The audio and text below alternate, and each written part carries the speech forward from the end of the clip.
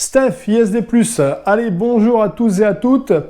On va diviser les tableaux blancs en deux catégories à partir de maintenant. On va faire une partie sur ce qui va être de la préparation physique et tout ce qui en découle. Et on fera une deuxième partie sur donc tout ce qui est les ventes en ligne, les business en ligne et toutes ces choses-là. Alors aujourd'hui, on va commencer par une chose qui est relativement peu connue, enfin pas peu connue, mais dont on entend pas trop parler et qui est très importante dans tout ce que vous faites, c'est l'hydratation et la température corporelle. Alors on va commencer par la température corporelle.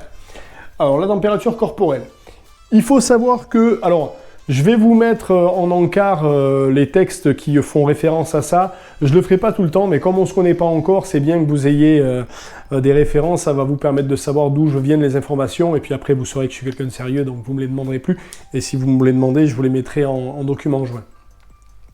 Donc la température corporelle, on sait de façon donc scientifique sûre et certaine qu'une augmentation de la température corporelle de 2 degrés Celsius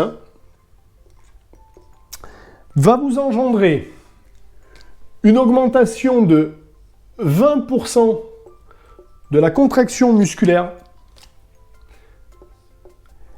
et va vous engendrer jusqu'à 13% du fonctionnement du métabolisme.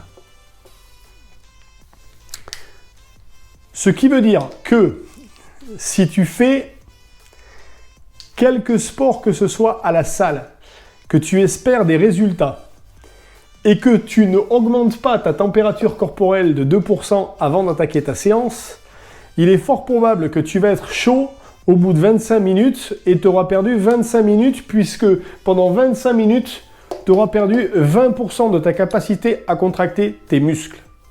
Et ton métabolisme, donc la capacité que ton corps va avoir d'amener des nutriments, de l'énergie, de transmettre les synapses, les réactions nerveuses, etc., sera 13% en dessous de ce qu'il peut faire. Donc quand tu cumules les deux, ça veut dire que tu es un tiers en dessous de ce que tu peux faire.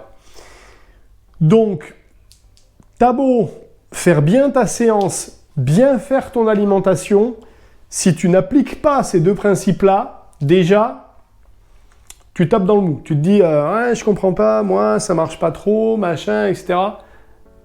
Est-ce que tu t'échauffes bien? Deuxième chose dont je voulais vous parler. On a à peu près besoin de 35 grammes d'eau par kilo de masse de corps. Ce qui représente à peu près 2,5 litres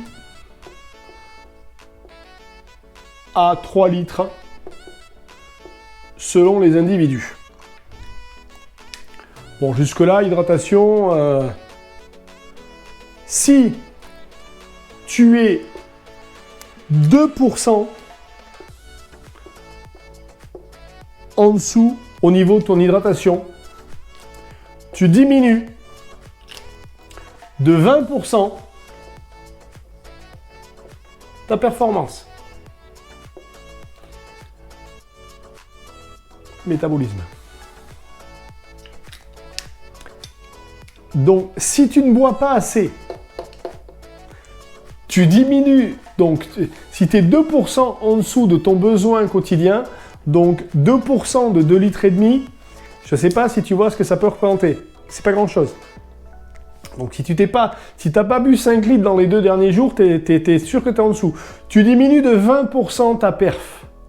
Donc, imagine-toi aller à la salle et ne pas être bien échauffé et ne pas être bien hydraté. Est-ce que tu veux que je te fasse un schéma du résultat? Et ça, c'est extrêmement important. Et il faut savoir que aujourd'hui, au niveau physiologique et au niveau anatomique, on a des connaissances qui font qu'on sait quelles sont les choses, enfin, quelle réaction entraîne telle et telle lacune. Et si vous n'appliquez pas l'ensemble des petites choses qui font la différence, cette petite chose, plus cette petite chose, plus cette petite chose, plus cette petite chose-là, fait qu'à la fin, tu vas à la salle de muscu, t'as pas les résultats escomptés et tu comprends pas pourquoi. Et tu te dis, punaise, c'est bizarre parce que moi, je fais les mêmes exercices que Paul. Et Paul, lui, ça marche. Hein, mais Paul, il s'hydrate bien. Il s'échauffe avant de venir. Il vient à vélo, par exemple. Donc, il se fait ses 10-15 minutes de vélo avant de venir, tranquillement. Il arrive, il est chaud. Il a bien bu toute la journée. Il s'hydrate bien pendant la séance. Et tu te rends compte que Paul, lui, pas de souci. Il prend de la masse, il pousse lourd, etc. Et que toi, à côté... Et là, tu vas commencer à te poser des questions. Donc, tu vas commencer à avoir des croyances. Et en plus, tu vas commencer à douter de toi.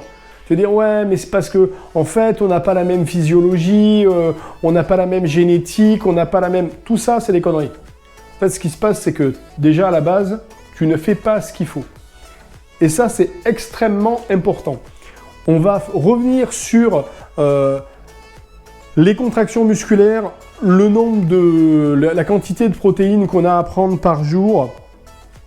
Toutes ces choses-là, on va y venir les unes après les autres.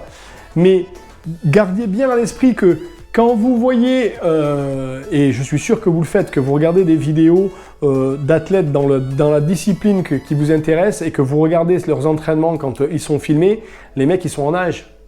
Je veux dire, je ne sais pas si vous avez vu, alors si bon là on parle de remise en forme et de prise de masse, mais je ne sais pas si vous avez vu les entraînements de Schwarzenegger à Ronnie Coleman, à tous ceux que vous voulez derrière, The Rock ou tout ce que vous voulez, Jake Cutler, je veux dire, les mecs, ils sont tous en nage à la salle, ils suent à grosses gouttes. Ne vous dites pas qu'ils sont en train de suer à grosses gouttes parce que la clim de la salle ne marche pas. Je veux dire, ces mecs-là, ils sont dans des salles où il y a la clim, hein, vous inquiétez pas, il n'y a pas de problème, ils sont pas dans les salles de pipeau dans lesquelles on est nous, quoi. Ils sont dans des salles top moumoute, mais ils sont en nage parce qu'à un moment donné, ils sont chauffés, ils ont marché pendant un quart d'heure sur le tapis, ils ont fait de l'escalier, ils ont fait quelque chose, mais ils se sont mis en température. Et les gars, ils boivent leur pesant d'eau, je vous l'assure. Ne négligez pas ces petites choses. Il faut savoir qu'en plus, l'hydratation va va prévenir les problèmes de tendinite. Donc l'eau, c'est hyper important, ça augmente la récupération, ça permet de drainer, ça permet à vos reins d'éliminer tout un tas de choses.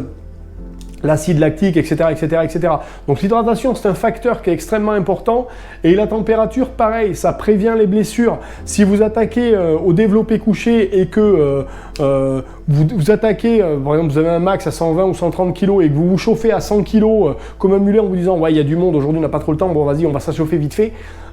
Non, tes têtes ici, là, elles vont... Mais tes coiffes de rotateur, tout ça, tout le monde, ça va s'en souvenir pendant 20 ans. Tu vas avoir des lacunes de ça. Il faut absolument vous chauffer, amener du substrat au niveau des capsules, des ligaments, des tendons. C'est hyper, hyper, hyper important.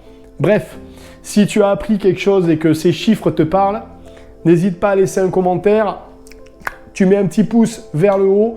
Tu t'abonnes à la chaîne, tu mets une petite cloche pour recevoir la notification. Je te donne rendez-vous demain matin à 6 h. Et ouais, l'hydratation, 20%. Énorme, hein?